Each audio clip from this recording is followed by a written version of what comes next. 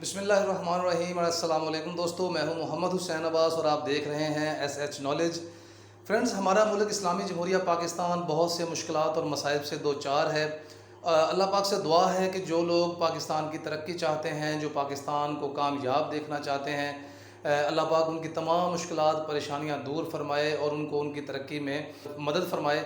और इसके साथ साथ जो लोग इस मुल्क की तरक्की को, इस मुल्क को अपने ज़ाती मफाद के लिए इस्तेमाल करना चाहते हैं, अपनी ज़ाती अना के लिए, अपनी ज़ाती ख्वाहिशात को पूरा करने के लिए इस मुल्क का इस्तेमाल कर रहे हैं, अल्लाह पाक उनको हिदायत भी अता फ़रमाए और ऐसे तमाम अनासर से हमारे मुल्क को बचाए, आमीन।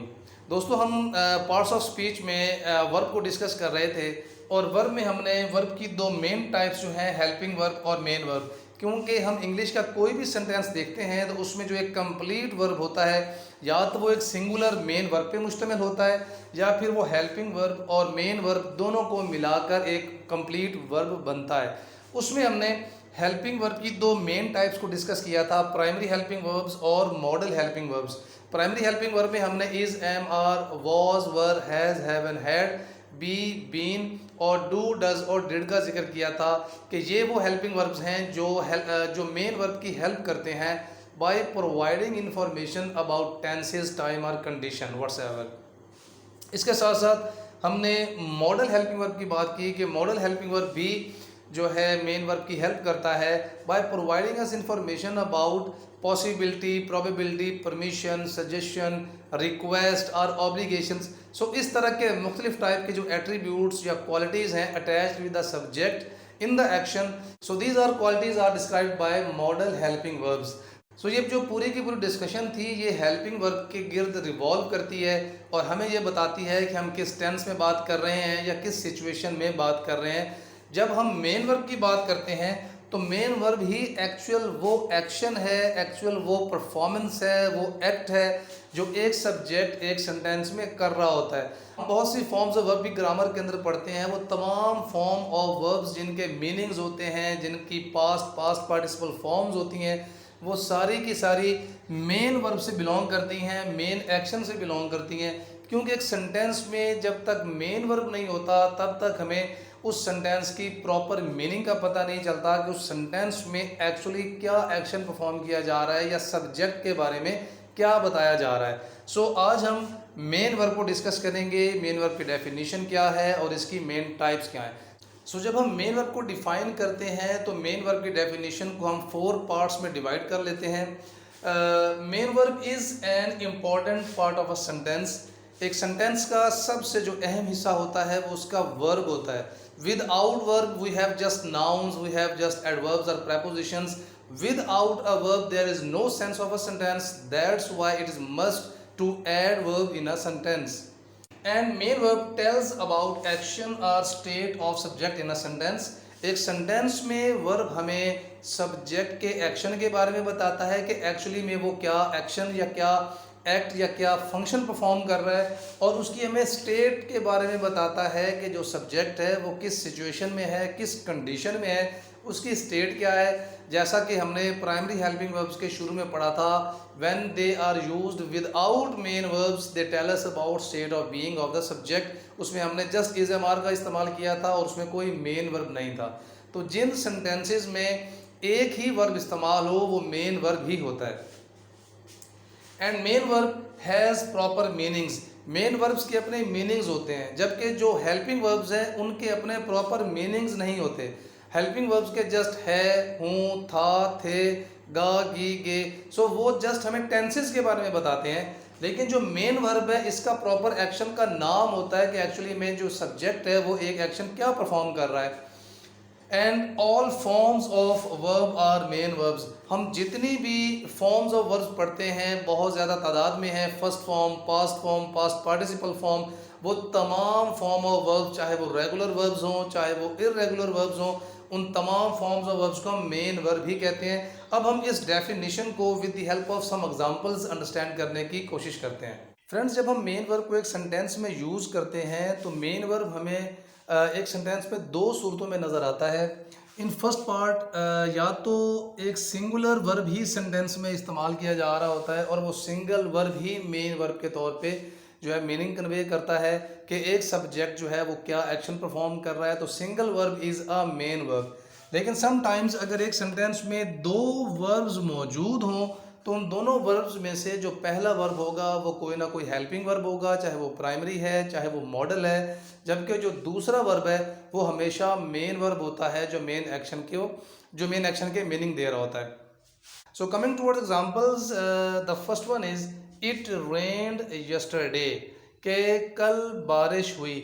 Now you can see here we have used only one verb, और यही वर्ब जो है ये मेन वर्ब है। सो अगर हम डेफिनेशन को अगर हम इस सेंटेंस को डेफिनेशन से रिलेट करते हैं तो हम ये देख सकते हैं it is an important part of the sentence. If we remove this word then only remains it and yesterday, तो आपके सेंटेंस का जो मीनिंग है वो टूट जाएगा, हमें कुछ अंदाज़ा नहीं होगा कि इट और यस्टरडे आपस में कैसे कनेक्टेड है, number one. Number two is कि आपको जो रेंड है वो सब्जेक्ट के बारे में, उसके एक्शन के बारे में बता रहा है। हम लोग मौसमों के लिए इट को एज अ सब्जेक्ट यूज़ करते हैं, so that's why it means के ये जो सब्जेक्ट है ये हमें ये शो कर रहा है कि बारिश के होने की बात हो रही है। And on the third number it has proper meanings, rain का एक प्रॉपर मीनिंग है बारिश या बारिश का होना, और ये यहाँ पर पास्ट फॉर्म यूज़ की जा रही है। सो तमाम डेफिनेशन के जो एलिमेंट्स हैं वो हमें मेन वर्ब में नज़र आते हैं। So here it is a past indefinite tense because we have used past tense of former verb rain. In second sentence, I was driving a car, कि मैं एक कार चला रहा था। Here I is a subject. Now you can see we have used two words to make a complete verb, was and driving. Here if we have used two words to make a complete verb, then the first verb will be the helping verb, और helping verb हमें ये बताएगा कि हम किस tense में बात कर रहे हैं। Was is a primary helping verb and the second verb is actually the main action of subject I. अब उसका मेन एक्शन क्या है? ड्राइविंग, इसके प्रॉपर मीनिंग होते हैं ड्राइव करना, गाड़ी चलाना, और ये आपको कौन सी फॉर्म इस्तेमाल की जा रही है? इसको हम प्रेजेंट पार्टिसिपल फॉर्म भी कहते हैं या फोर्थ फॉर्म भी कहते हैं, या sometimes first form plus ING वाली फॉर्म भी कहते हैं। और उसके बाद हमें आकार एक ऑब्जेक्ट नज़र आ रहा है। So we can see here, आपको वर्ब अगर सिंगुलर यूज़ हो तो वही मेन वर्ब होता है, और अगर टू टाइम्स यूज़ हो तो जो फर्स्ट वर्ब होगा वो हेल्पिंग वर्ब होगा, जबकि जो सेकंड वर्ब होगा वो आपका मेन वर्ब होगा। सो ऐसा वर्ड जो मीनिंग दे कि आपके एक्शन को बता रहा हो कि क्या काम हो रहा है, क्या फंक्शन प्ले किया जा रहा है, वो आपका मेन वर्ब होता है। In the third example, will you help the beggar, this is an interrogative sentence of future indefinite tense. As we can see, we have used a helping verb will, then we have used help. So these two words constitute a complete verb, and the first verb will be helping verb and second verb will be the main verb, the main action of the subject, और subject क्या है? You.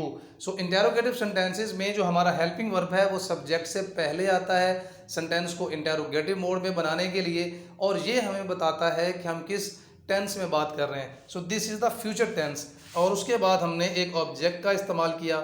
So here we can see we have used two verbs, this is helping verb and this is main verb.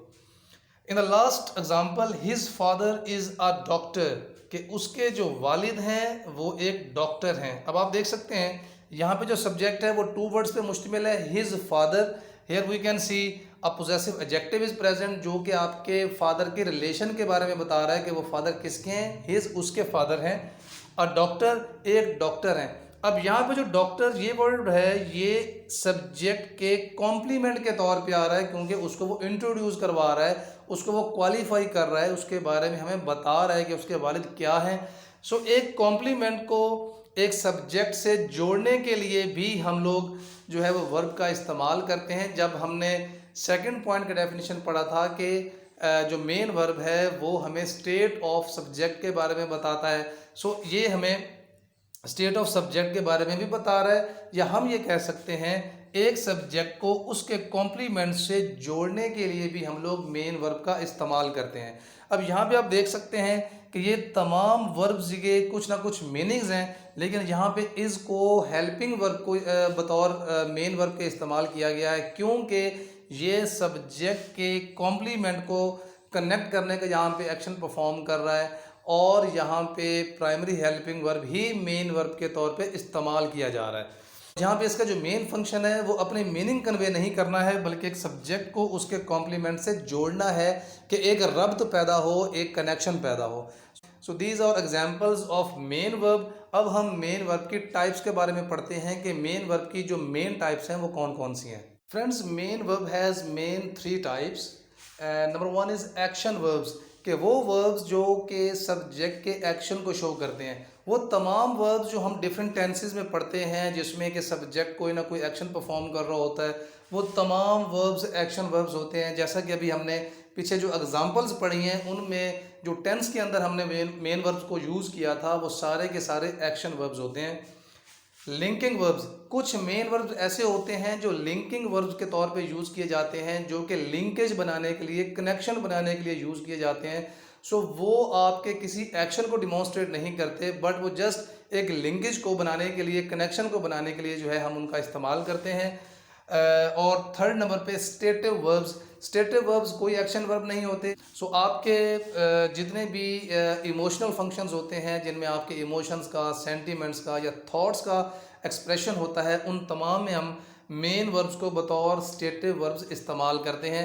सो आज हम action verbs की definition पढ़ेंगे और action verbs की main कौन कौन से टाइप्स हैं उसके बारे में भी जानेंगे। फ्रेंड्स, जैसा कि हमने पहले कहा कि एक्शन वर्ब्स जो हैं वो सब्जेक्ट के एक्शन से रिलेट करते हैं। So it expresses action of subject. एक सब्जेक्ट जो है वो एक सेंटेंस में क्या कर रहा है, उसके बारे में क्या बताया जा रहा है। And an action can be physical और मेंटल। सो हम मोस्टली टेंसेज में जितने भी सेंटेंसेस पढ़ते हैं वो ऑलमोस्ट एक्शन वर्ब्स ही होते हैं, क्योंकि उसमें सब्जेक्ट कोई ना कोई एक्शन परफॉर्म करता हुआ नज़र आता है। और एक्शन जो है वो फिजिकल भी हो सकता है या मेंटल हो सकता है।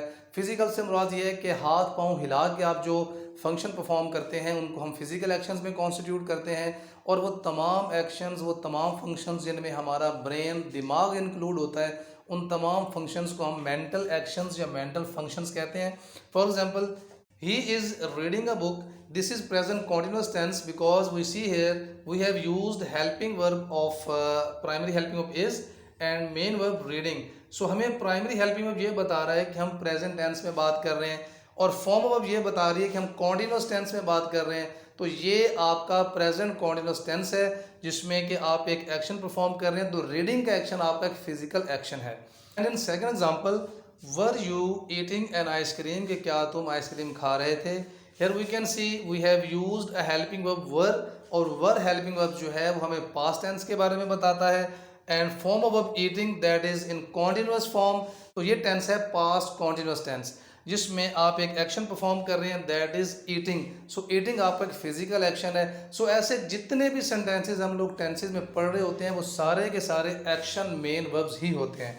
And in third example, I was analysing your report, के मैं तुम्हारी रिपोर्ट का जायजा ले रहा था। Here we can see helping was that we use in past tense and a continuous form of analyse. Analysing ये एक पास्ट कॉन्टिन्यूस टेंस का सेंटेंस है और इसमें आपका एक मेंटल एक्शन परफॉर्म किया जा रहा है, एनालाइज करना, जायजा लेना।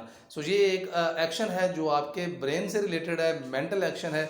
सो ये तमाम सेंटेंसेस जो हैं, ये तमाम वर्ब्स जो हैं, ये एक्शन वर्ब्स हैं। और इनके अलावा बहुत से ऐसे सेंटेंसेस हैं जो हम डेली बेसिस पे देख रहे होते हैं, बोल रहे होते हैं, कर रहे होते हैं। सो मैक्सिमम पोर्शन जो मेन वर्ब का है वो एक्शन वर्ब से कॉन्स्टिट्यूटेड है। सो ये बहुत ज़्यादा सिंपल भी है, इजी भी है, इसको अंडरस्टैंड करना बहुत इजी है, क्योंकि आपके बहुत से जो फॉर्म ऑफ वर्ब्स हैं वो आपके एक्शन वर्ब्स ही होते हैं। अब हम ये देख लेते हैं कि एक एक्शन वर्ब जो है वो जब हम सेंटेंस में इस्तेमाल करते हैं तो उसकी सेकंड फॉर्म और थर्ड फॉर्म कौन सी होती है, क्या उसके बाद एक ऑब्जेक्ट का होना ज़रूरी है या नहीं है। तो उन सूरतों में जो एक्शन वर्ब्स हैं उनकी कितनी टाइप्स में जो है उनको लिखा जा सकता है। So let's discuss what are the names of types of action verbs. Friends, जब हम एक्शन वर्ब्स की टाइप्स की बात करते हैं तो एक्शन वर्ब हमें 2 टाइप्स में नज़र आता है। Number 1 is regular and irregular. So कुछ एक्शन वर्ब्स रेगुलर वर्ब्स होते हैं, कुछ एक्शन वर्ब्स इर्रेगुलर फॉर्म में भी होते हैं। सो हमने उनको एक ही कैटेगरी में जो है यहाँ पे लिखा है। अगर आपको इजी लगे तो आप बेशक इसकी 2 कैटेगरीज बना सकते हैं, regular verbs and irregular verbs.